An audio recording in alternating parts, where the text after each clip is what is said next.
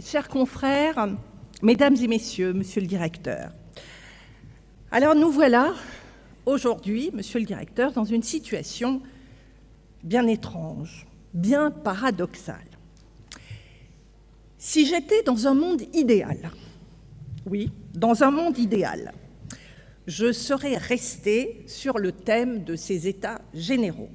J'aurais regardé le volet famille du projet de programmation pour la justice et je vous aurais dit « nous avons fait du bon travail ». Plus précisément, j'aurais dit « vous avez eu raison de nous écouter, vous avez eu raison de passer beaucoup de temps avec nous, vous avez vu le chemin parcouru entre le projet initial de la procédure de divorce et le texte dont nous parlons aujourd'hui, qui est quasiment voté, puisqu'en deuxième lecture, il a été voté hier. Alors, je ne reviens pas sur les détails du texte qui vous ont été présentés, et nous avons, je pense pouvoir le dire, les avocats ont marqué de leur empreinte cette réforme. Alors, toujours dans un monde idéal, je serais restée avocate. Et donc, je me serais plainte. Oui, je me serais plainte. J'aurais consulté nos discours respectifs d'il y a un an, et ici même, je vous aurais rappelé, monsieur le directeur des affaires civiles et du Sceau, votre réponse à ma requête sur la force exécutoire pour l'acte d'avocat en matière de divorce par consentement mutuel.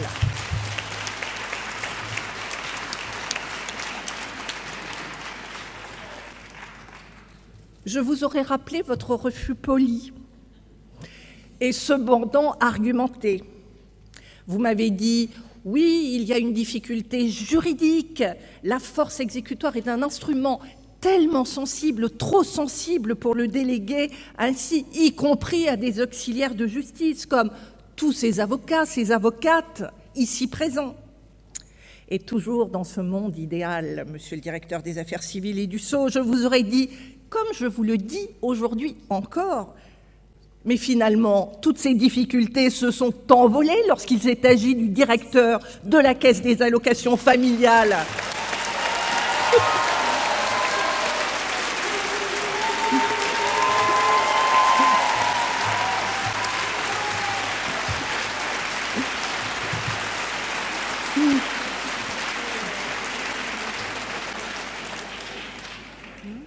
Il est vrai, monsieur le directeur des affaires civiles et du Sceau, que ce salarié qui est subordonné au sein d'une association de droit privé offre plus de garanties qu'un avocat indépendant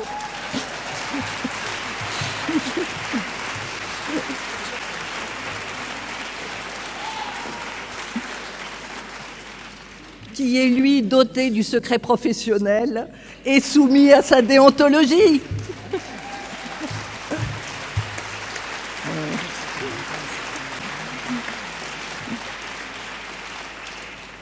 Je pourrais vous dire aussi que ce directeur a suivi la formation idéale pour prendre la place du juge, et je vous aurais même suggéré une formation à l'ENM, une formation commune.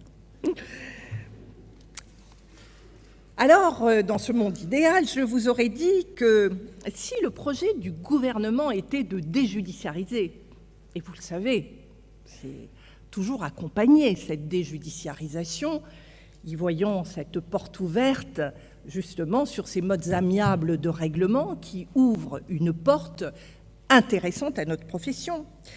Mais je vous aurais dit que si le projet du gouvernement était de déjudiciariser au profit des administrations, nous avions quelques idées. Parce qu'on peut imaginer la force exécutoire pour les directeurs d'office HLM, pour les directeurs d'agence Pôle emploi et pourquoi pas pour les proviseurs de lycée.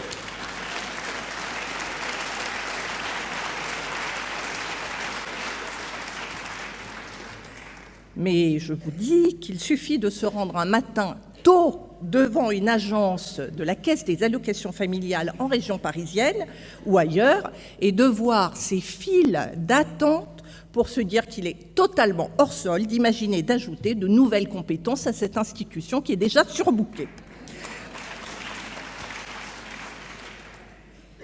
Et puis, je vous aurais dit qu'il est politiquement désastreux d'avoir attendu près d'1 an des manifestations d'avocats, mais pas quelques avocats, des milliers d'avocats et de magistrats, pour enfin, à l'Assemblée nationale, revenir sur ce dispositif qui avait été unanimement décrié dès l'origine, avec au final un dispositif dont je ne sais dire, au moment où je parle, s'il est pire ou meilleur que celui que vous aviez initialement prévu. Bref, monsieur le directeur, pardon, dans un monde idéal, je vous aurais dit, nous avons fait avancer ensemble le droit du divorce et nous pouvons en être fiers. Vous avez créé un précédent malheureux avec le directeur de la CAF, je le prends comme un précédent, et je vais donc l'invoquer, oui, je vais l'invoquer, pour vous dire que ce qui est possible pour le directeur de la CAF doit être possible pour un avocat. Je vous remercie finalement.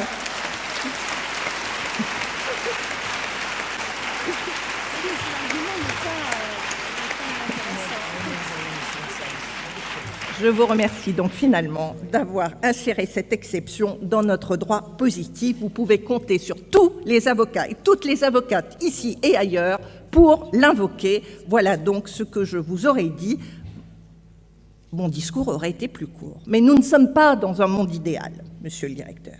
Et il n'y a pas que le volet famille dans le projet de loi que porte madame la garde des Sceaux. Alors certes, oui, je dois l'admettre, certes au civil, nous avons modifié des dispositifs importants. Je le rappelle, les saisies immobilières.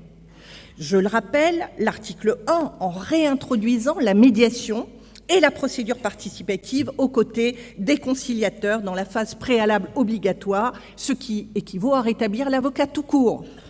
Je le reconnais, l'article 3 sur les plateformes a aussi été modifié, mais nous voulons aller plus loin. Il y a eu les injonctions de payer qui viennent enfin d'être modifiées pour que tous les recours restent dans les juridictions locales. Oui, tout cela, nous l'avons travaillé ensemble et je l'admets bien volontiers, ainsi que beaucoup d'autres points. Mais un projet de loi, et surtout lorsqu'il s'agit d'une loi de programmation, elle s'apprécie globalement, elle s'apprécie dans son ensemble. Et vous savez, les oppositions catégoriques de la profession sur les volets pénal et territorial, et là-dessus, je ne m'étends pas. Un projet de loi, il s'apprécie au regard d'un contexte social, d'un contexte politique. Et je voudrais en revenir à la réalité sociale de notre pays. Une réalité difficile, une réalité inquiétante, une réalité qui en appelle à la responsabilité de chacun, de tous et de chacun d'entre nous. Mardi dernier, vous le savez, les avocats ont manifesté aux côtés des 2 principaux syndicats de magistrats et des fonctionnaires de justice. Plus de 8000 manifestants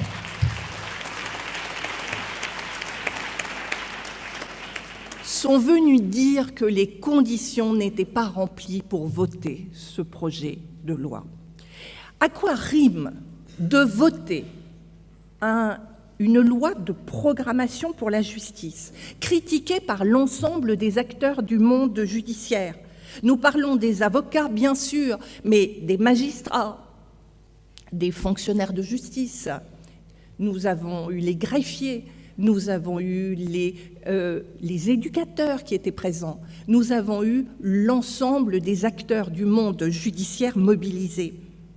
Donc à quoi rime de voter une loi de programmation pour la justice critiquée par tous les acteurs du monde judiciaire et qui va nous engager pendant plusieurs années, au moment même où le président de la République engage un débat national pour refonder notre pacte social? À quoi cela rime-t-il?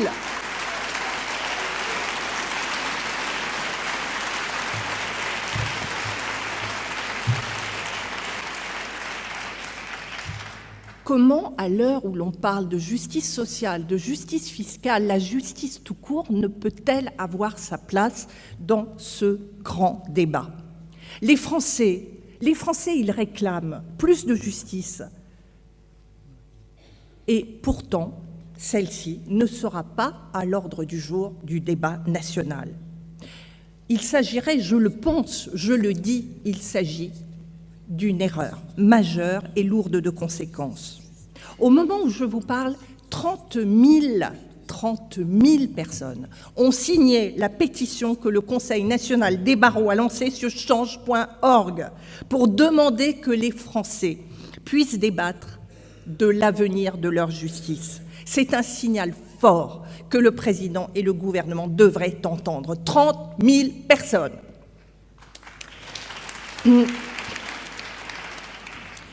Ce signal, les avocats, les magistrats, la famille du droit l'attendent.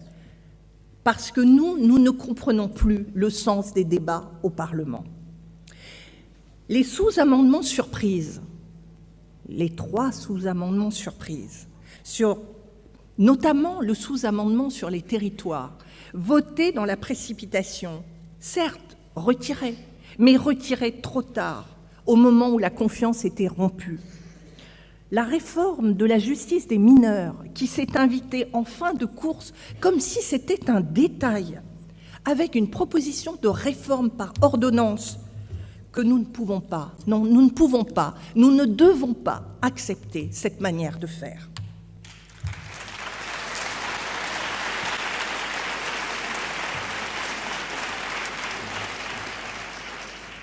De nouvelles règles de notification des droits des gardés à vue, jamais concertées, jamais évoquées, mais votées là, en dernière extrémité.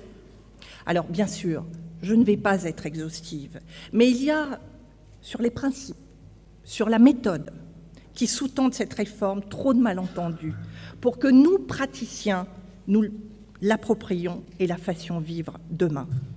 Parce que, oui, c'est un leurre de penser qu'il suffit de voter une réforme pour qu'elle s'applique. Si on ne suscite pas un minimum d'adhésion sur ce projet, alors il n'y aura pas d'avancée concrète possible. Oui, les avocats ont négocié. Oui, le gouvernement le répète et le dit. Oui, nous étions autour de la table, c'est vrai. Il y a eu une concertation, mais nous n'avons pas été entendus. Nous n'avons pourtant pas ménagé notre peine. Oui, au civil, et j'assume de le dire, grâce à vous, monsieur le directeur des affaires civiles et du Sceau, grâce à votre équipe, nous avons amélioré substantiellement le texte, et je vous en remercie. Mais au global, et il faut le comprendre, le compte n'y est pas pour les avocats. Sur la méthode, le compte n'y est pas. Sur le principe, le compte n'y est pas. Nous sommes en période de vœux. Monsieur le directeur, je souhaite de l'énergie, de la patience et ce flegme qui vous caractérise et dont vous ne vous séparez jamais. Je souhaite qu'il demeure parce que nous allons passer à l'étape suivante. Nous allons vite passer aux négociations sur les décrets et nous attendons le pied ferme vos propositions, notamment sur la représentation obligatoire. J'en profite aussi pour souhaiter aux avocats ici présents, le meilleur pour leur cabinet. Leur dire aussi que nous avons tous, collectivement, notre part de responsabilité et que nous ne pouvons pas nous contenter et continuer à regarder passer des réformes successives. Nous ne pouvons pas nous contenter de les modifier à la marge, en format réactif. Quand on ne peut pas se contenter de manifester, même si nous sommes plusieurs milliers à le faire. Nous devons aussi proposer notre propre réforme. Nous en avons les moyens. Le Conseil national des barreaux, vous le savez, a lancé les États généraux de l'avenir de la profession. L'acte 1 se termine le 31 janvier. C'était une promesse de campagne. Nous avons mis 1 an à pouvoir concrétiser, mettre en place la plateforme, énoncer les différentes thématiques. C'est 1 heure de votre temps pour réfléchir à l'avenir de la profession et formuler des propositions ou tout simplement voter sur les propositions qui sont formulées par d'autres. L'acte 1, encore une fois, se termine le 31 janvier. Il s'agit à ce stade de décider de l'ordre du jour des États généraux. Connectez-vous sur avenir-de-la-profession.avocat.fr et votez. Un simple clic pour s'exprimer, pour être acteur dans cette construction de la justice de demain. Si nous restons unis et engagés, l'année 2019 sera celle de l'avenir des avocats. Une année que nous allons consacrer à écrire notre avenir, à proposer, à défendre notre réforme et pas uniquement à combattre celle que l'on veut nous imposer. L'année 2019 sera, c'est ce que je nous souhaite, l'année de notre émancipation, pour notre indépendance, pour mieux servir et accompagner nos concitoyens. Merci de votre attention.